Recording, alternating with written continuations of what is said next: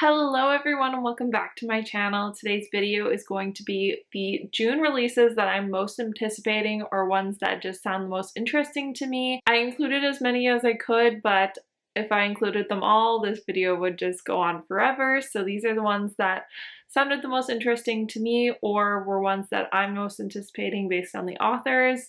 So without further ado, let's just hop into the video because this might be a long one. Okay, so we're gonna go in publication order, and I apologize, I might be looking down while doing this. It's just that I wrote out all my notes on my notes app so that I could keep track of all the books, so I'm sorry if I'm looking down a lot. Anyways, so the first book is Good as Gold by Serena Bowen, which it releases June 1st. I haven't read anything personally by Serena Bowen, but I've heard really good things, and I think this one actually is a spin-off of one of her really popular The True North series. It is a small town romance, and some of the tropes in this are small town romance and childhood friends to lovers. So Mateo left Vermont 14 years ago and never looked back. When he found out the girl of his dreams was definitely out of reach, dating his best friend, he decided to stay gone until his brother's wedding gave him the opportunity to come back. He decided he stayed away for far too long and needed to make amends with his family.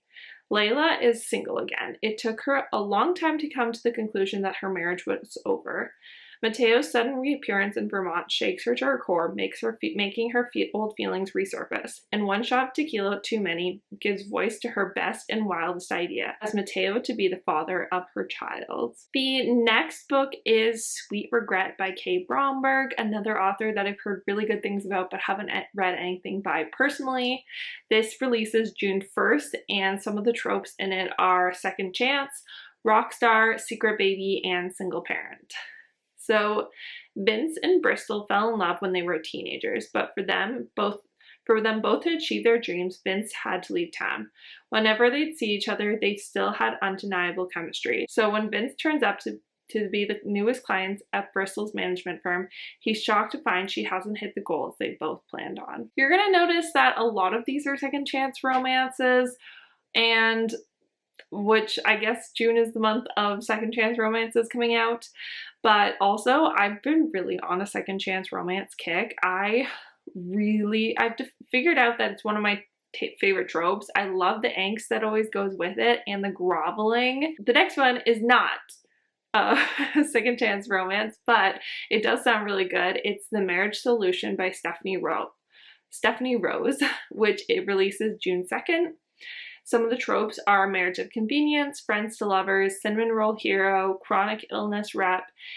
I guess that's not really a trope, that's representation. I'm sorry.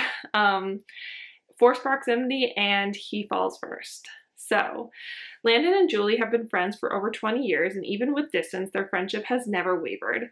Now they are in Vegas for their friend's wedding, and Julie opens up to her recent troubles, from being laid off to being diagnosed to an autoimmune disease. Landon steps up right away and offers to marry her for insurance purposes, but when they share their first kiss, the fire that's been simmering all these years has finally caught a flame. The next book is Forbidden Hearts by Corinne Michaels. This is the first book in her new series, The Whitlock Family. I have only read one book by Corinne Michaels, I think, but I really liked it, so I'm excited to pick up more books by her, and this one sounds really good. Some of the tropes are single dad and nanny, age gap, grumpy sunshine, and it is a small town, which Corinne Michaels is known for. So Asher is the small town sheriff in need of a nanny for his deaf daughter. His boss suggests his daughter Phoebe, who knows ASL and is home early from grad school. They try to resist each other as Phoebe is going back to school soon and she's off limits for being the nanny and his boss's daughter. Lines are crossed and they can't let each other go. The next book is a new to me author I have never heard of, but the concept sounds really interesting. It's Charm City Rocks by Matthew Norman, which releases June 6th. It is single dad, rock star, and childhood friends to lovers. So Billy and his son Caleb live above a cool music store named Charm City Rocks in Baltimore. After a funny incident, Caleb gets in contact with former famous rocker Margot Hammer, which serves as an impetus for her to visit their town. Then social media posts bring her back to popularity, but will Willie and Margot reconnect. The next book is Double Decker Dreams by Lindsay Macmillan. I've seen a few friends review the arc of this, and it sounds really like they sounded like they were really enjoying it. I don't know based on the trope if it's going to be one that I'm gonna want to pick up right away, but I wanted to include it in case this sounds really interesting to you. So some of the tropes are insta-love, grumpy sunshine, and friends to lovers. Kat is looking for her English prince as she works high up in her tower, aka her apartment, and thinks she finds it in a suave stranger who rides the bus every day. When she finally gets the courage to meet her stranger, she finds it was just Rory, an American schoolteacher from the town over from where she grew up in Michigan. From there starts their journey of friendship to love to mistrust and back to love. The next book is Royally in Trouble by Megan Quinn. This is the second book in her Royal series, which I have not read, but I've heard really good things about, and I do love Megan Quinn's writing, so I have high expectations for this. I haven't actually seen any reviews for this, so I'm not entirely sure of what the tropes are, but I think it might be like marriage of convenience. But I'll read you the synopsis.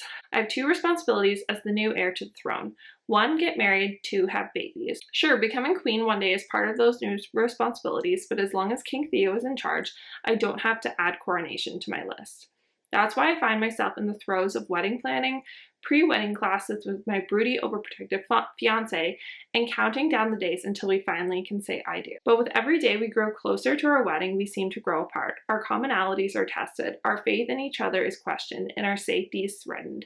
The only thing working, the command he has over me in the bedroom. I keep telling myself it'll all work out, we just need to make it to the wedding day, except when the day finally comes, everything falls apart. We might have made it through the last few months together, but now I'm not sure we're going to make it out of this alive. The next book is Same Time Next Summer by Annabelle Monaghan, and it releases June 6th. I've seen this being compared to Every Summer After, which I love, so I'm really excited about this book.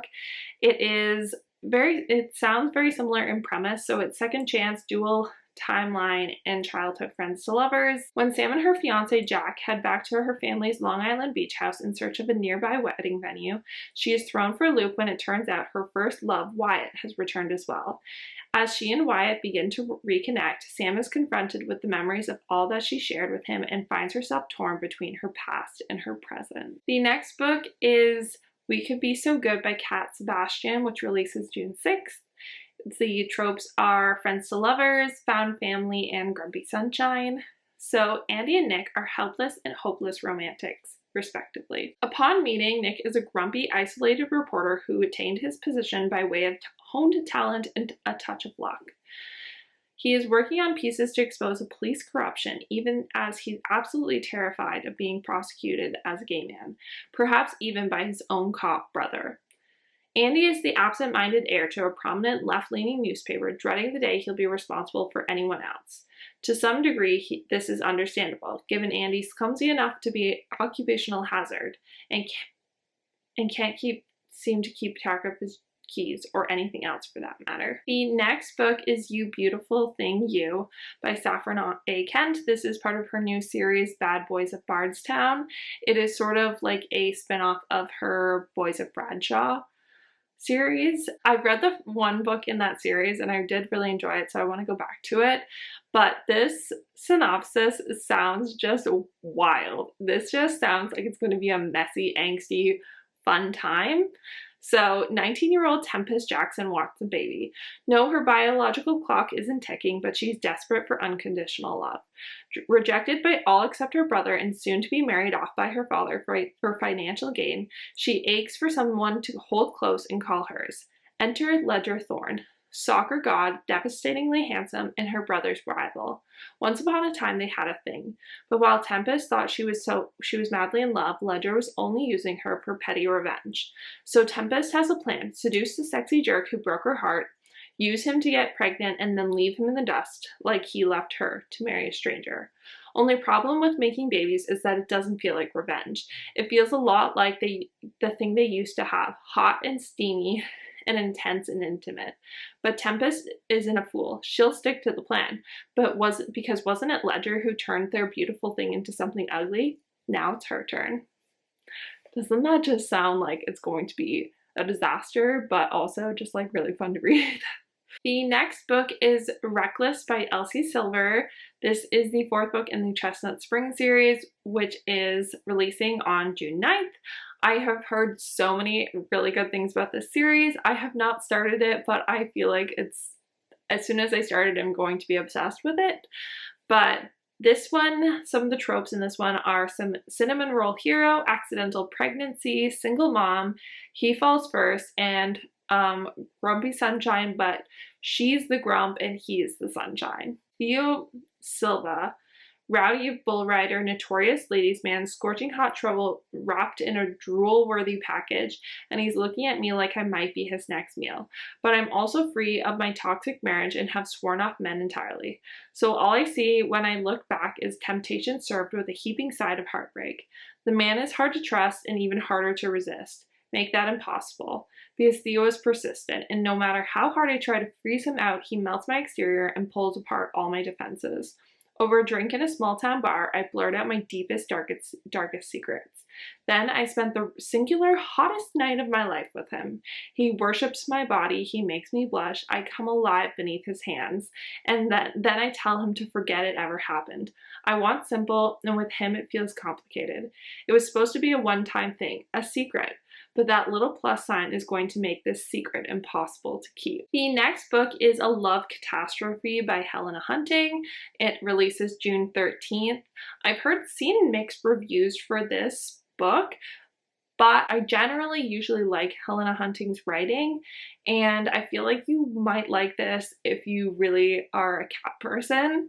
So some of the tropes in this are hate to love, it's a hockey romance, opposites attract, and grumpy sunshine. Kitty is a professional cat sitter who has been hired by Miles to look after his mother's cat, Prince Francis.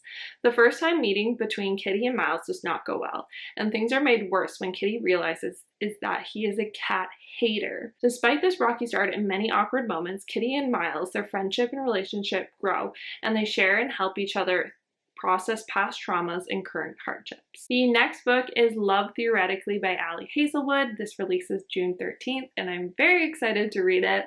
I still have not read Ali Hazelwood's book that came out last year, but I still pre-ordered this one. So some of the tropes are rivals to lovers, grumpy sunshine, and there is diabetes representation. So Elsie is a theoretical physicist who's broke and dealing with diabetes without health insurance. So she starts fake dating Greg, who happens to be Jack's brother. What Elsie doesn't know is that Jack is an experimental physicist, and they soon become rivals because he rules over the physics department at MIT where she's trying to get employed. What starts as a rivalry soon becomes something more, as Jack is amazed by Elsie's genius and their chemistry is undeniable. The next book is Mismatched by Wendy Millian. This is a book that releases June 13th. It is second chance. Taylor pays a lot of money for a matchmaking service and is disappointed when she's matched with her ex that broke her heart when she thought he was going to propose. She intends to move on and forget about the match, but wants her money back. Simon shows up at her veterinary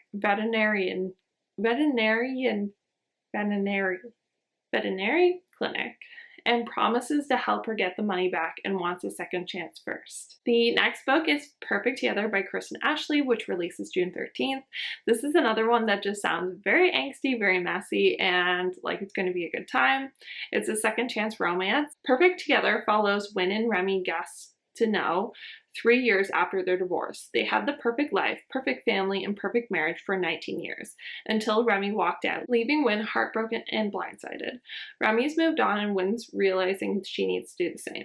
Except they're both still in love with each other, and Remy realizes he made a huge mistake. Determined to win back the love of his life, Remy sheds light on his tragic past, and now more than ever, their family needs to come together in order to heal. The next book I want to talk to you about is Crimson River by Daphne Perry. This is the fifth book in the Eden series, which I love this series. It releases June 15th. The synopsis for this one is, Lila Eden has spent the last few years watching her siblings fall in love. Meanwhile, she's married to her job. It's on her 100th consecutive workday that her sister stages an intervention, kicking Lila out of her own coffee shop. With nothing else to do, Lila sets out on her favorite hiking trail. It's there that she spots a man washing blood from his hands in a stream. One moment she's staring at the jagged scar on his face, the next his hand is around her throat. But by some miracle, he lets her go. Shaken to her core, Lila reports the incident to the local police. 2 days later, Vance Sutter arrives in town, armed with endless questions and a tarnished badge. Vance may be ruggedly handsome, but he's as mysterious as the man he's hunting, and he'll be gone from Quincy in a blink. Yet Lila's crush is impossible to stop. No matter how hard Vance tries to ignore it, there's no denying the chemistry between them, and avoiding Lila is not an option. After years of chasing dead ends, she's his only lead to closing the case that haunts his career. So together they retrace her steps to find the scarred man she met beside the Crimson River. The next book is 7 X's by Lucy Vine. This releases June 20th, and it is a second chance romance. Esther is almost 30 and is convinced, after reading an article in the Mirror, that you only get 7 loves, and she has already had her 7. She goes on a mission to find her 7 exes and finds out what might have been. The next book is The First Date Prophecy by Kate and Danny Tamborelli. This releases June 27th, and it is a friends to lovers romance. Lucy and Rudy meet on a dating app and witness a death during their first date. It brings them together in a way that perhaps not much else could, and inspires their friendship to blossom into a romance. The next book is The 7-Year Slip by Ashley Poston. This releases June 27th. She's the author of The Dead Romantics, which I heard really good things about last year. The tropes in this one are forced proximity, magic realism, and second chance. This one, the synopsis is a little confusing, but I'm just gonna try and explain it as best I can. So Clementine lives in the apartment of her recently deceased aunt. Her life is filled with work and the feelings she feels for the loss of her aunt. Clementine is shocked when she comes home one day to find a stranger in the apartment, as well as her aunt's old furniture gone. She soon realizes those stories her aunt told her about the magical apartment were true, and the stranger, Iwan, is living life 7 years in the past. Clementine begins to look forward to Iwan's sporadic time travel visits and falls in love with the handsome aspiring chef, though she knows they can't be together. In the present day, their lives begin to collide, but Iwan is 7 years older now and has changed from the boy she fell in love with. Okay, and last but not least, it's Will They or Won't They by Ava Wilder, another author that I heard really good things about their book that came out last year. One releases June 27th, and the tropes are second chance, celebrity, hate to love, and it is a slow burn. So Lila and Shane are pulled back together for one final season of the hit show that brought them into the spotlight and saw them through their breakup years ago. Due to their animosity, the network demands counseling for the two, during which they begin to realize the mistakes of their past relationship. As the two grow closer, they begin to fall back into their old roles, on and off screen. Okay, and those are the 20 books that I'm most anticipating that are coming out in June. I hope you guys enjoyed this video. If you did, please give it a thumbs up. Subscribe if you're not already, and I will see you in my next one. Bye, guys.